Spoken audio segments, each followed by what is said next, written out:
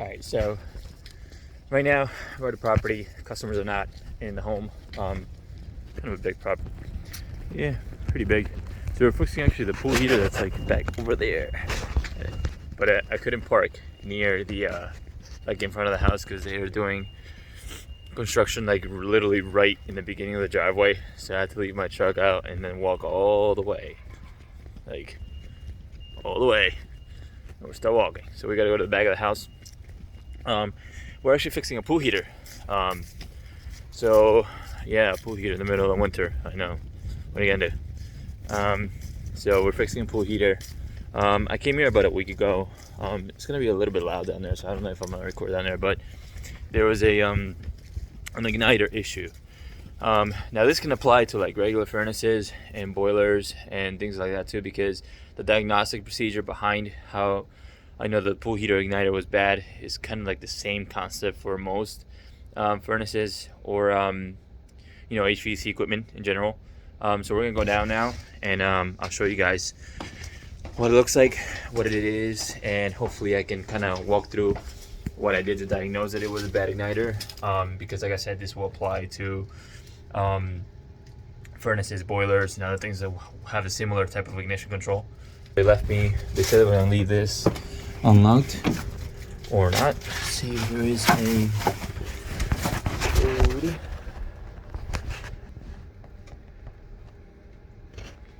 The code for the house.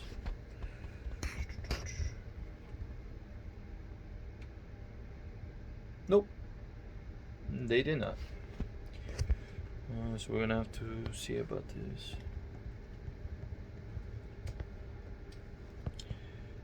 Huh. Okay. I might not be able to get in. Okay. Let's see. I'll have to call the customer. See when we get the code for the outside stuff. They don't leave it anywhere, right? Nope. Alright. I'll continue once I get inside, I guess. Alright. So we made it inside. See, lights. Lights? Yeah. I don't know what that one does, but I'm just gonna leave it the way I found it.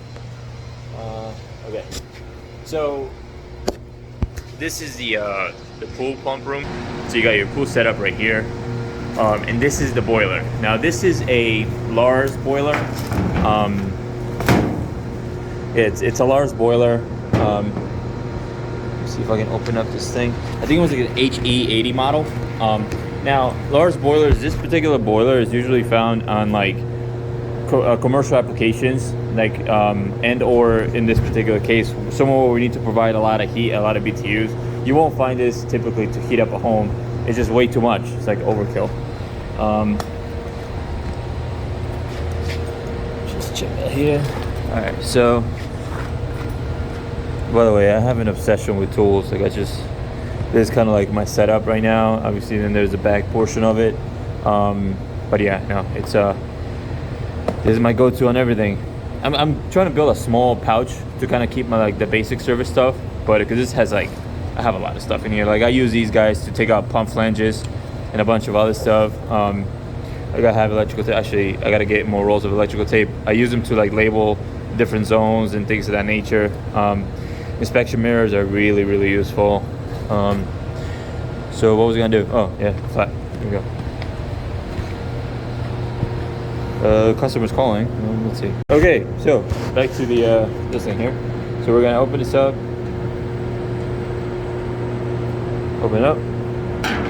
That opens this up here.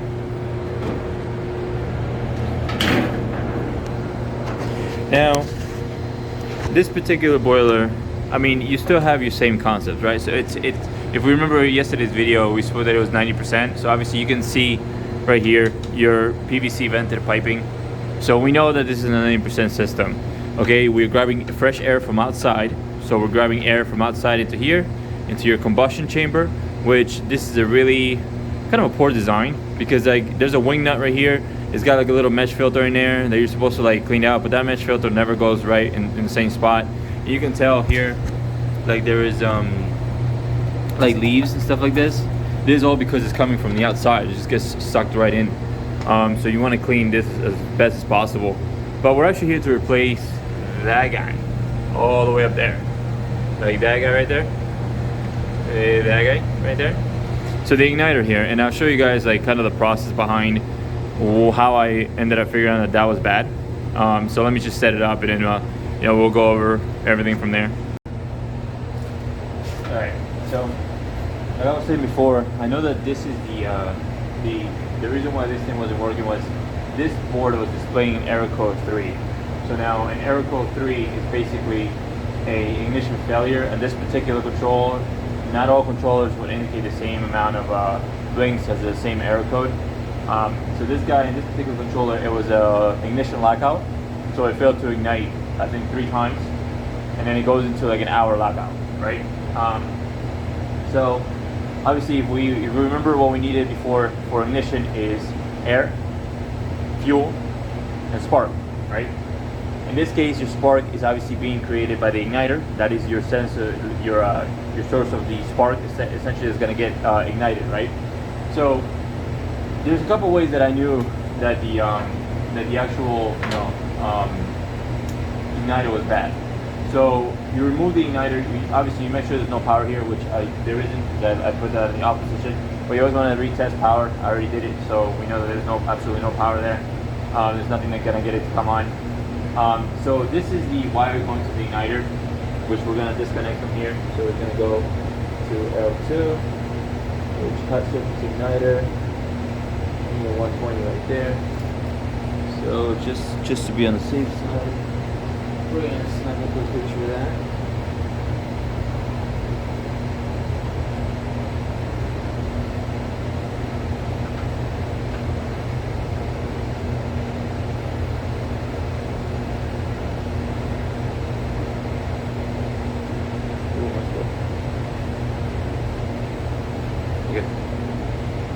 Alright, so we're going to remove these from place.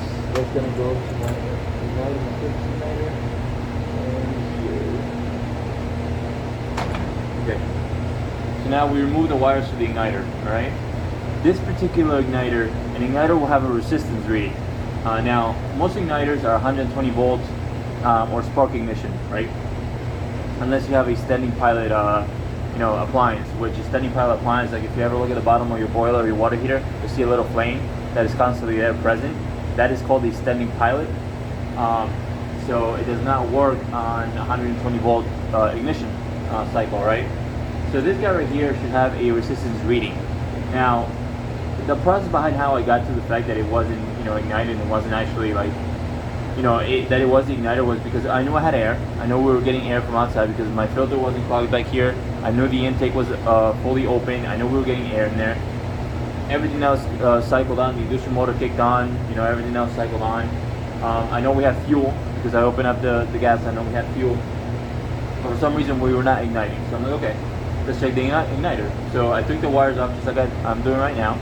And basically between these 2 points, this is completing your igniter circuit, right? So right here you should have some sort of resistance reading in regards to what the igniter should display. So this igniter right here, if we have it set to ohms, right?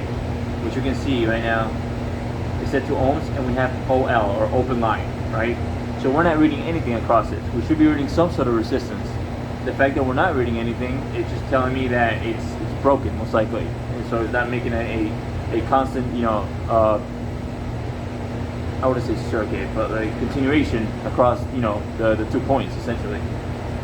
So I know that this is no good because right now we should be getting some sort of beep too, and we're not getting anything.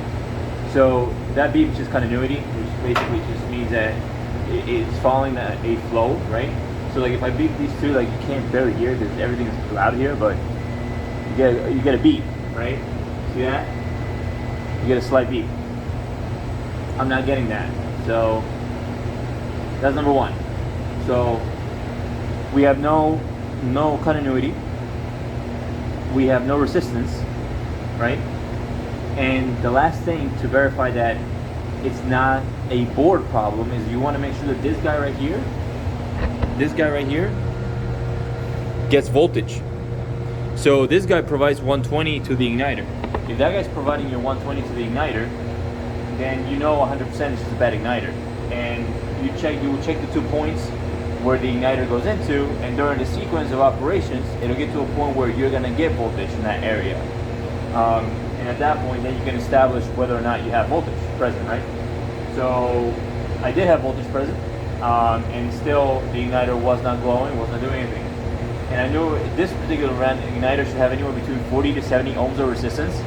And that is just a manufacturer number. Most igniters will have almost the same range if they work in the same manner, especially if it's like a nitrate igniter or carbide igniter. They're working 120 volts, like they'll be within the 40 to 70 ohm range. 85, 90, a little bit higher than that. Depending if the unit has been running or not, it could be a little bit higher. You don't want it too high of resistance, because that just means that it's just putting a lot of effort in that igniter. But we got a new igniter in, so we're going to be replacing the igniter up on the top, which is actually really kind of difficult to get to, so I'm not going to record that. It's going to be a pain. You're going to see me struggle for a bit to try to get that thing off. But it's located all the way up top over there. All the way over there. So there's essentially like two nuts that you have to undo, and then you should be able to pop it out. Like I'll record it, and maybe I'll just fast forward it or something. Okay, but yeah, at this point, please feel free to skip to minute 17 and a half, unless you want to see me painfully struggling to get this one nut out. There might be a few key points that I state there, like things you should know, like, you know, always replace the gasket to the igniter and things like that. But honestly, this will be a painful next 5 minutes if you don't want to skip, but that's up to you. If you want to see everything kind of how it goes, be very careful, run it. Because this if not, is skip to brittle. about 17 like and a half minutes, really 18 minutes, and you know, it'll hit go. the second thing. It's come on a little foam pad, so I would just keep it on the foam pad. Like, try not to keep it like somewhere where it's gonna break. Always replace the gaskets, okay? Especially because a lot of times they'll just get wear and tear, and they'll be very dry. So when you take them off, you'll hardly be able to remove reuse the gasket.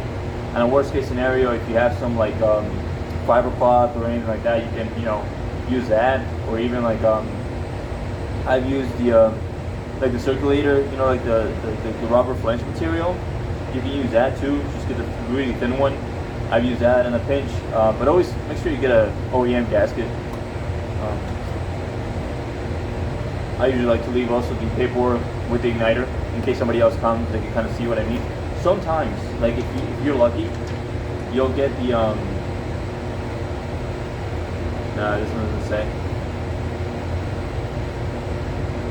Yeah, this one doesn't say like the resistance reading. So, all right, well, let me get started. Just take out the flash.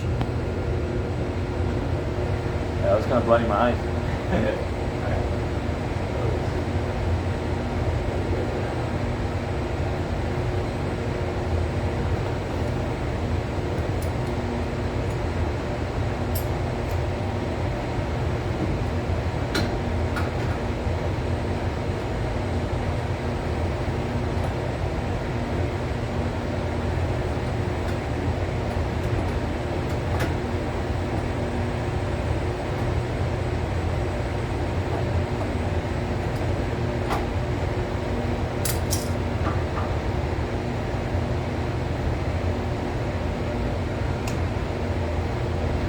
Best tool purchased by far. Like this thing right here, you got 5/16s, you got 7/16s, 3/8 on each side.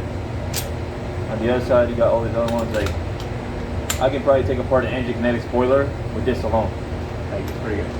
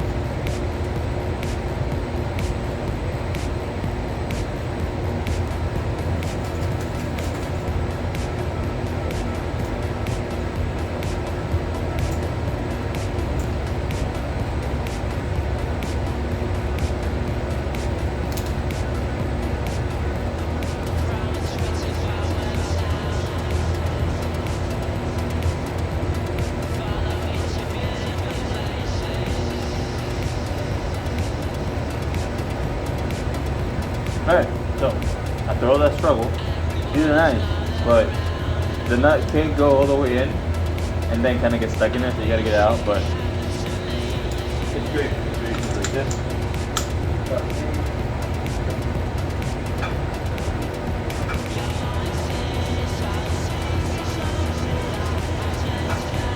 You gotta take it out all the way. Enough to give you the,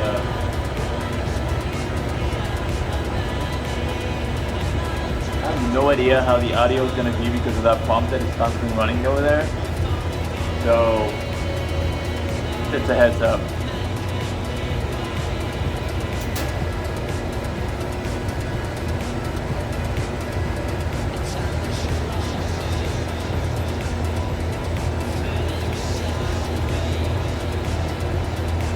Okay, so this is the old igniter. Let's see if you can probably tell better like right here. Now you guys see that? Like, I know it's very faint, but that crack right there, like right there, that will cause the things that we're experiencing. So not being able to complete the circuit, you know, like all that stuff. That's how you know this igniter is bad. I mean, if you pull it out, you see it right there. That's a clear indication. So. We're going to go to this guy. Put the new guy in.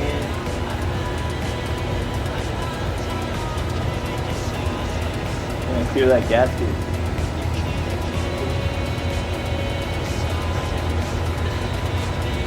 Yep. This is what I mean. So, look at this. Like, it just gets brittle and just snaps and cracks. Alright, so always get another gasket.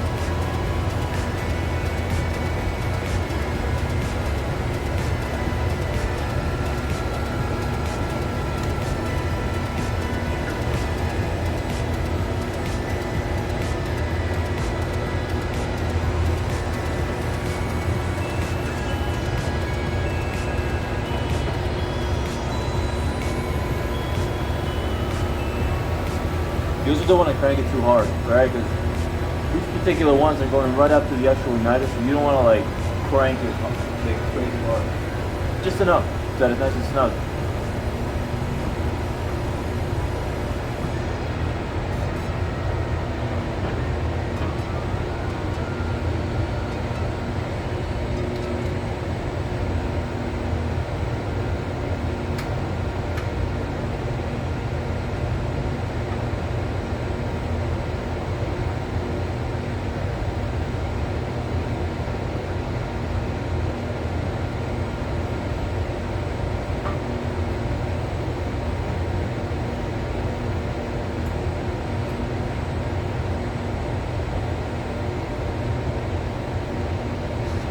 So right now I'm in the process of wiring the 120 volt igniter, which I will explain on the schematic.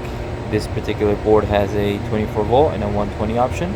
I'm just wiring the 120 volt side because that is what this particular igniter requires, and I'll show you guys in a minute how to kind of tell that, and you know, how to properly read a schematic. But yeah.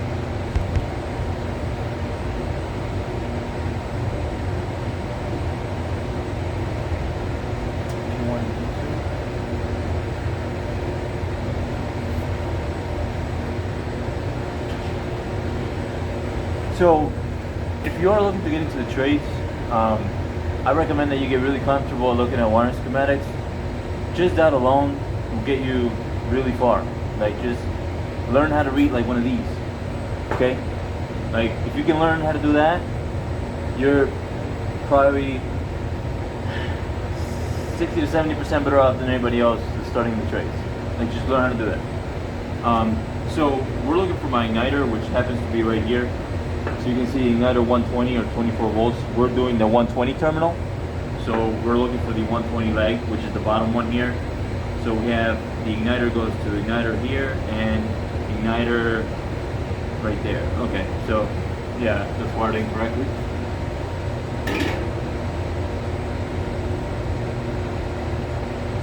Okay.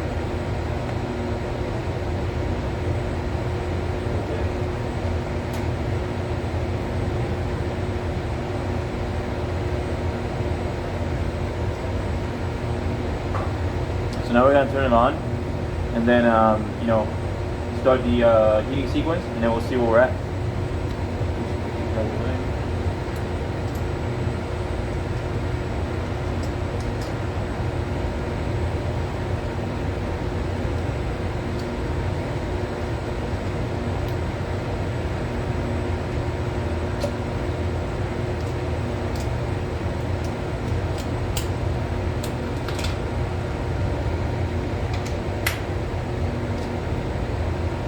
Okay, so always check your wiring's connected. You know, you have your fuel, you got your intake here, so that's all set aside.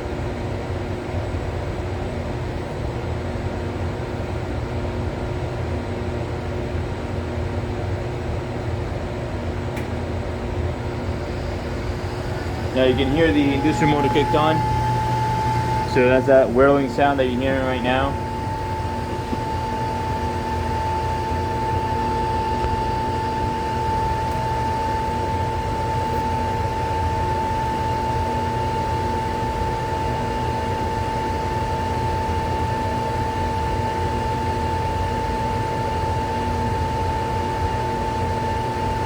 Alright, so now I can see visibly that the igniter's coming on.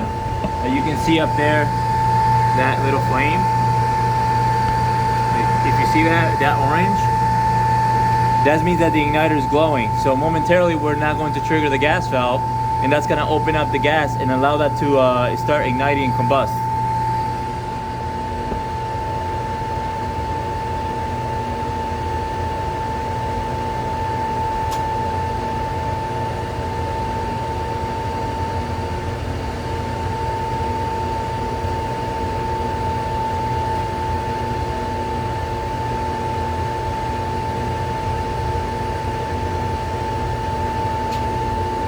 Right, and we have ignition.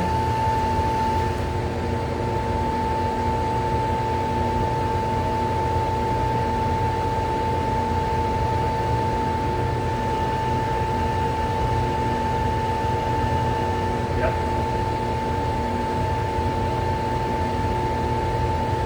Right. I'm just gonna check a few other things, and then we'll be good to go. All right, so we're all done. Actually, you can see the exhaust right here, which I don't know if I like how they did it here, but that's the exhaust for the pool heater right there. Okay, this is the fresh air intake. I mean, obviously never stand in front of an exhaust, kind of like I'm doing, you know, but don't put your face right up to it.